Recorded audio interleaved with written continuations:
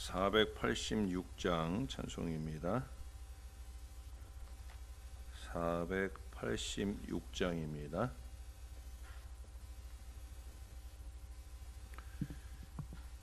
이 세상에 근심된 일이 많고 참 평안을 몰랐구나.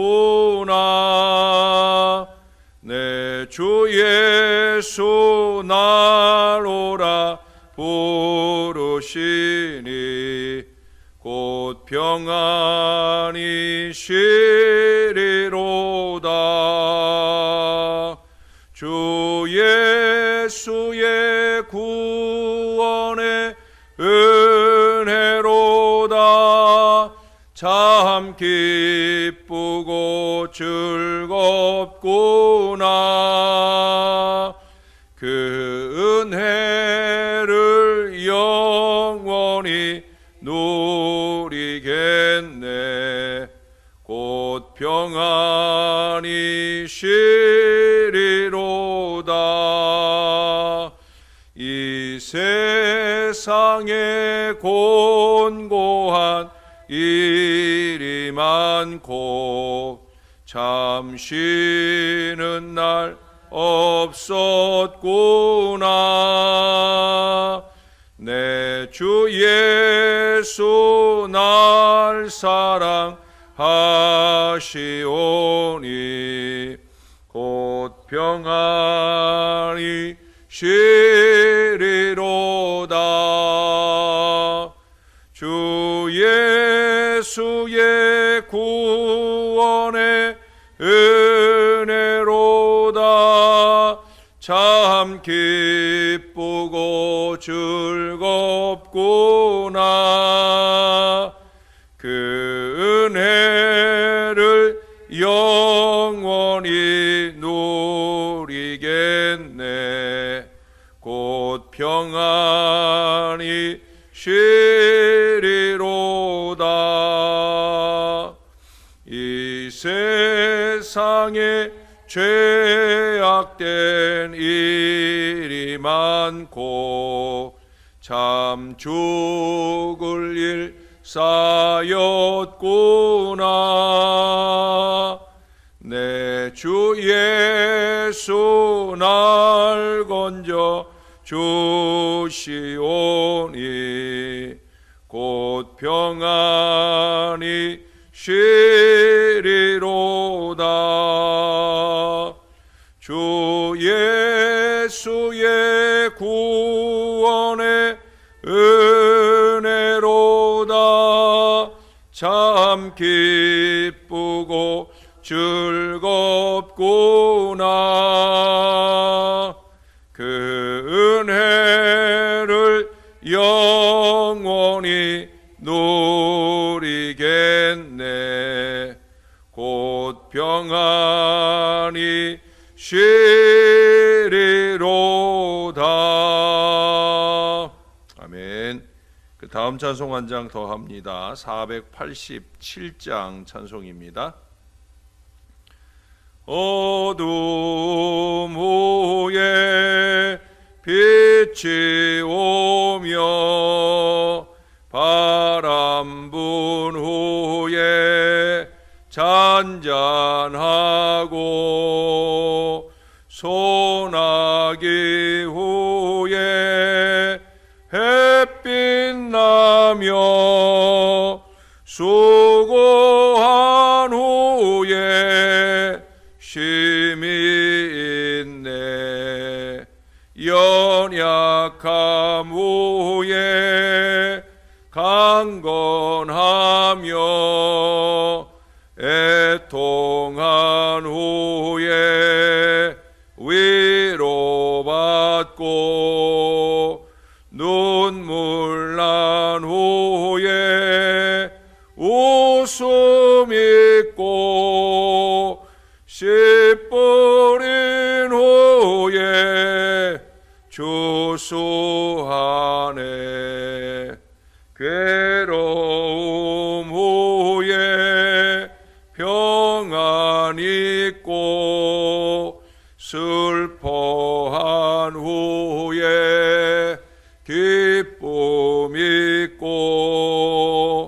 멀어진 후에 가까우며 고독함 후에 친구로 있네.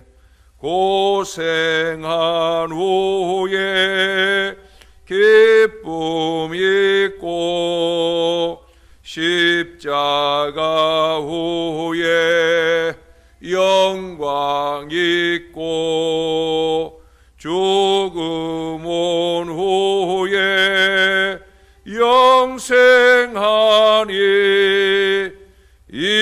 이러한 도가 진리로다.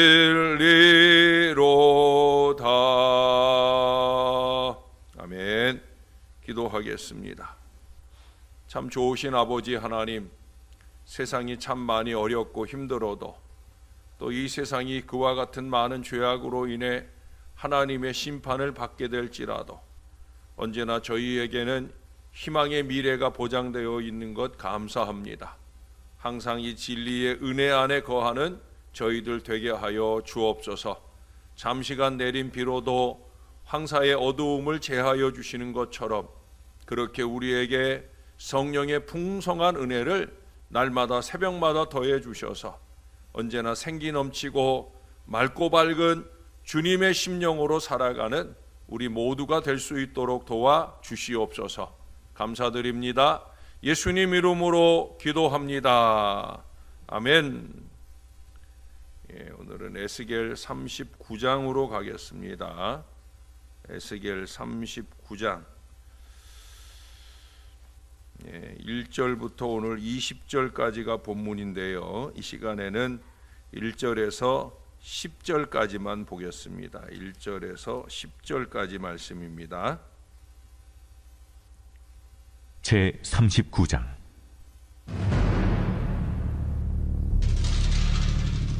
그러므로 인자야, 너는 고객에 예언하여 이르기를, 주 여호와께서 이같이 말씀하시되, 로스와 메섹과 두바랑 고가, 내가 너를 대적하여 너를 돌이켜서 이끌고 북쪽 끝에서부터 나와서 이스라엘 산 위에 이르러 내 활을 쳐서 내 왼손에서 떨어뜨리고 내 화살을 내 오른손에서 떨어뜨리리니, 너와 내 모든 무리와 너와 함께 있는 백성이 다 이스라엘 산 위에 엎드러지리라.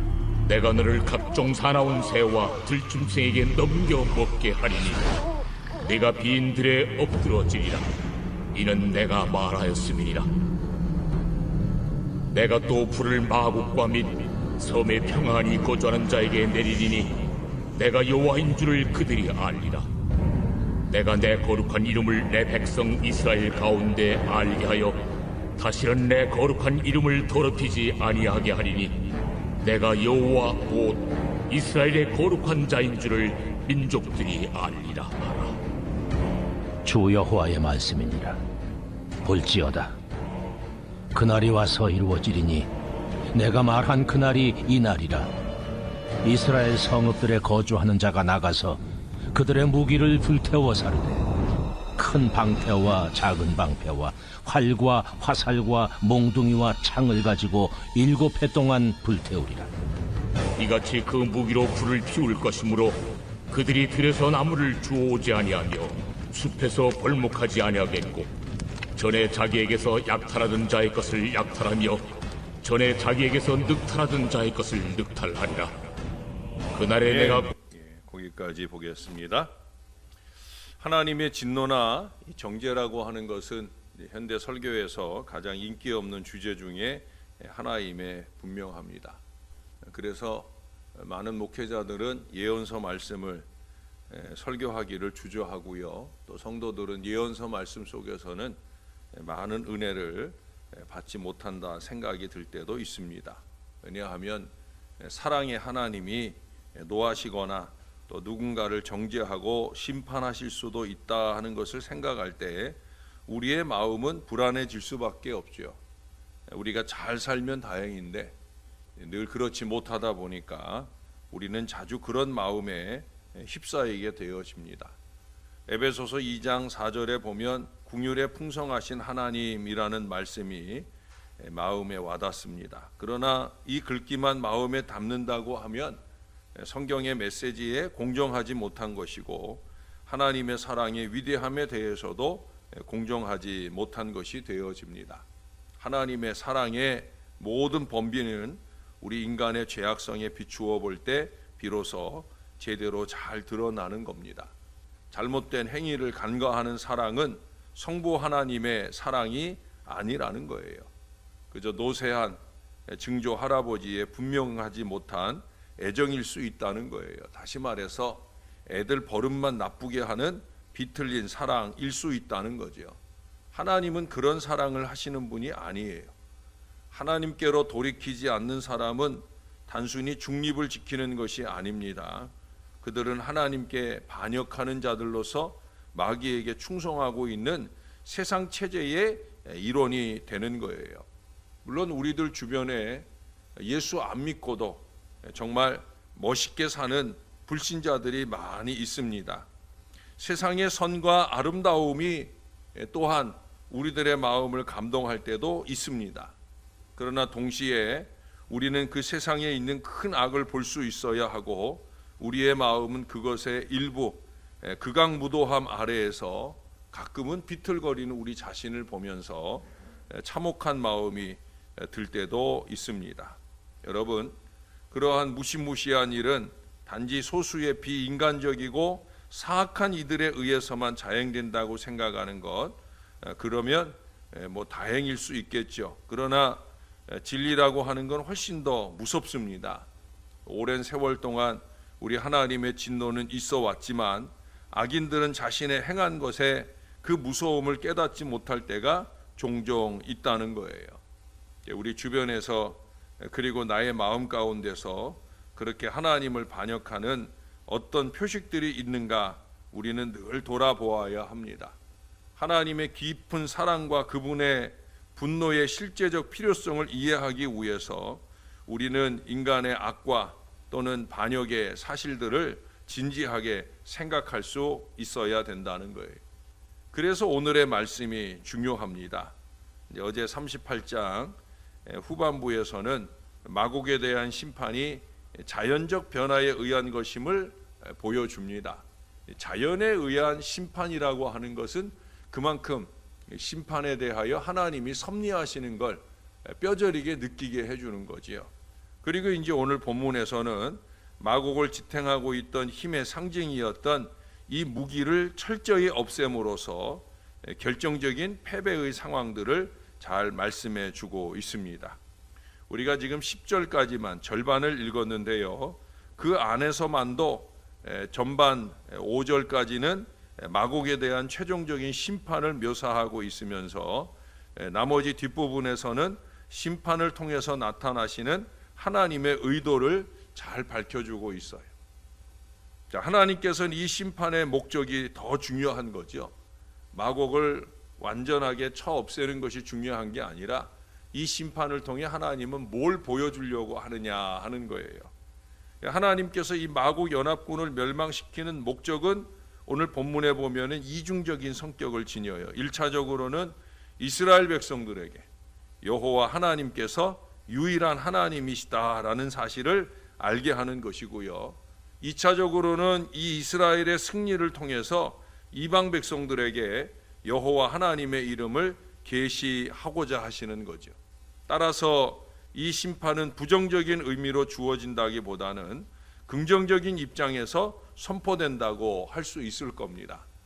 언제나 믿음을 제대로 지켜가는 하나님의 사람이라면 비록 이 말씀들이 심판을 말하고 있을지라도 우리는 그 안에서 우리를 향한 하나님의 긍정성을 볼 수 있어야 된다는 거예요. 다시 말해서 이 심판을 통하여 하나님은 이스라엘 백성들에게 참 하나님이시다라는 걸 드러내게 되고 이스라엘 백성들은 이전보다 더욱 하나님만을 신뢰하게 되며 열방은 하나님의 전능하심을 깨닫게 되어진다는 거예요. 하나님은 공의의 심판을 통해 당신의 백성을 구원하시고 자신의 영광을 온 세계에 선포하신다는 겁니다. 여기서 생각할 수 있는 게 뭡니까? 언제나 하나님의 관심은 이스라엘, 즉 하나님의 백성이라는 거예요. 그것은 지금도 마찬가지입니다. 하나님이 끝까지 지키시고 구원하실 우리를 관심하시고 우리의 미래를 희망으로 준비하신다는 거예요. 저와 여러분은 이것을 한결같이 믿으시는 하나님의 백성이 되어야 할 줄로 믿습니다. 세상이 아무리 혹독한 상황과 환경으로 이 세상을 하나님이 다루신다고 할지라도 우리를 향해서는 여전한 사랑이라는 거예요. 그런 점에서 우리는 이 세상에 근심된 일이 많고 죄악된 일이 많고 그로 인해 하나님의 심판이 여러 모양으로 펼쳐진다고 할지라도 언제나 저와 여러분 앞에는 희망의 미래가 있다는 걸 잊지 말고 주님이 우리에게 원하시는 바로 그 거룩한 신앙의 삶을 잘 살아낼 수 있어야 된다는 거예요. 어느 집 부엌에 목이 긴 병 하나가 있는데 그 속에 참기름이 그득했어요. 영리한 늙은 쥐 한 마리가 병마개를 물어뜯어 버리고는 꼬리를 슬슬 그 병 속으로 집어 넣었습니다. 늙은 쥐는 그 꼬리에 참기름을 흠뻑 적셔내어서는 맛있게 쪽쪽 빨아 먹습니다. 자기의 꼬리를 치켜 세우며 참 훌륭한 꼬리야. 내가 있으니까 이렇게 고소한 참기름을 많이 먹을 수가 있구나 합니다. 근데 시간이 흐르자 이제 참기름을 먹고 자기 쥐구멍으로 이렇게 가다 보니까 그 꼬리에 의해서 기름길이 쫙 나는 거예요. 네, 그 집에 있던 고양이가 어디서 고소한 냄새가 나서 와보니까 이렇게 기름길이 쫙 나 있는데 그 길을 이렇게 따라가 보다 보니까 쥐구멍이 있는 거예요. 고양이가 이제 그 쥐구멍을 지키고 있지 않겠습니까? 근데 기름길이 날 정도로 열심 있게 나쁜 짓을 계속 하다 보면은 결국 이 쥐가 대범해지는 거죠. 그래서 어느 날 늙은 쥐는 꼬리에 참기름을 있는 대로 흠뻑 적셔서는 그 구멍으로 끌고 가고 있었습니다. 왜냐하면 늘 자기만 먹던 걸 이제는 집에 있는 아기 쥐들에게도 좀 배불리 먹여야 되겠다 하는 생각으로 질질 끌고 가는데 그때 이제 입구에 들어서려고 할 때 고양이가 날쌔게 덮쳐옵니다.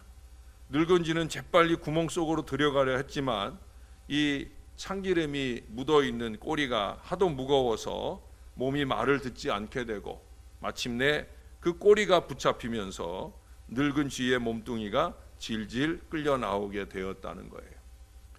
고양이에게 물려 죽게 된 늙은 쥐는 아까 치켜 세우던 그 꼬리를 향해서 이런 말을 하더라는 거예요. 나쁜 꼬리 같으니라고. 너만 없었으면 난 죽지 않아도 되었을 텐데. 그러자 고양이가 말하더랍니다. 꼬리를 칭찬하며 치켜 세울 때는 언제고 이제 와서 꼬리를 욕하냐.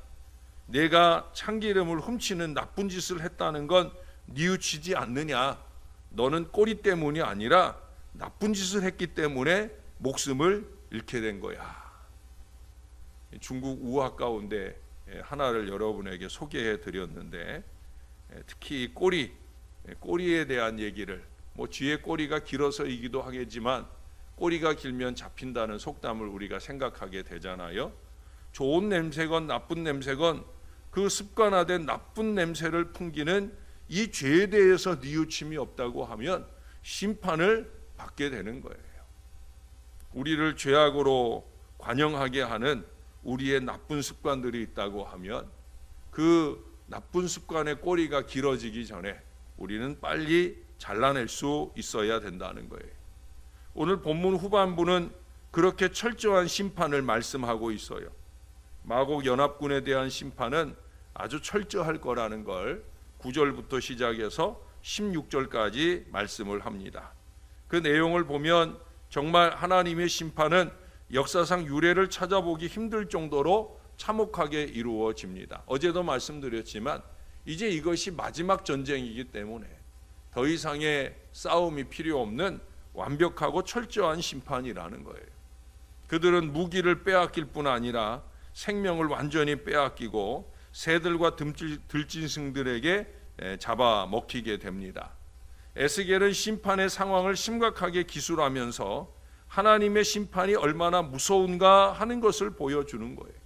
거룩하신 하나님은 절대로 죄를 묵과하시는 하나님이 아니고 반드시 보응하신다라는 사실을 우리에게 보여줍니다. 그러면서 17절 이하에서 보는 내용은 이 심판은 기존의 질서를 뒤엎을 정도로 시행된다 하는 사실을 우리에게 말씀해 준다는 거예요. 좀 전에도 말씀드렸지만 곡에 대한 심판은 들짐승을 위한 잔치로 변모가 되어진다는 거예요. 다시 말해서 동물과 사람의 역할, 기존의 질서가 완전히 뒤집어지는 심판을 행하신다는 거예요. 보통은 어떻습니까? 사람들이 희생제물이나 동물들을 먹잖아요. 하지만 여기서는 반대로 고개 연합군들이 동물들의 희생제물이 되어진다는 거예요. 이러한 상황은 하나님의 심판이 기존 질서를 역전시키는 것으로 나타나고 있다는 것을 보여줍니다. 성경에서는 종종 하나님의 뜻과는 정반대의 삶을 살 때 짐승보다 못한 존재로 묘사하는 말씀들을 찾아볼 수가 있어요. 우리도 종종 그런 말을 하잖아요. 개만도 못한 사람 또는 개 같은 사람, 그보다 더 심하게 되면 개보다 더한 사람, 이런 말들을 씁니다. 결국 사람답지 못하다는 것이고 그 이상 신앙인답지 못한 것이 되겠지요. 여러분, 하나님의 형상으로 지음받은 인간은 오직 하나님을 믿고 따를 때에 진정한 삶을 영위할 수 있게 됩니다. 세상의 상황과 환경이 어떻게 달라지든지 간에 우리는 그것을 핑계하여 우리의 삶의 오염을 용인할 것이 아니라 우리는 하나님을 믿고 따르는 우리의 믿음의 삶을 견지할 수 있어야 우리의 미래는 언제나 희망이 될 수 있다는 거예요. 여러분들 가운데 하나님을 믿고 따른다는 게 뭔지 모르는 사람은 아마 아무도 없으시다고 봅니다. 근데 우리가 오늘 보았던 말씀 7절에서만 깨닫는다고 하면 하나님을 믿고 따른다는 건 뭐냐? 하나님의 이름을 더럽히지 않는 거죠. 이스라엘이 가진 문제는 뭐였습니까? 하나님을 믿고 따른다 하면서 그들은 하나님의 이름을 더럽혔다는 거예요. 하나님을 믿는다면서 그 하나님의 이름을 더럽히고 욕되게 하는 어리석은 언행으로 살아서는 안 되는 것임을 우리에게 보여줍니다. 세상이 어떤 모양으로 흘러가든지 우리는 하나님의 백성입니다. 그것도 전능하신 하나님을 믿는 영원한 천국으로 우리를 인도하실 그 하나님을 믿는 하나님의 자녀라는 거예요. 세상보다 먼저 우리는 이 사실을 알고 있어요. 이제는 이것을 우리 믿음의 삶을 통해 세상에 알게 하는 거룩한 사명이 저와 여러분에게 있다는 사실입니다.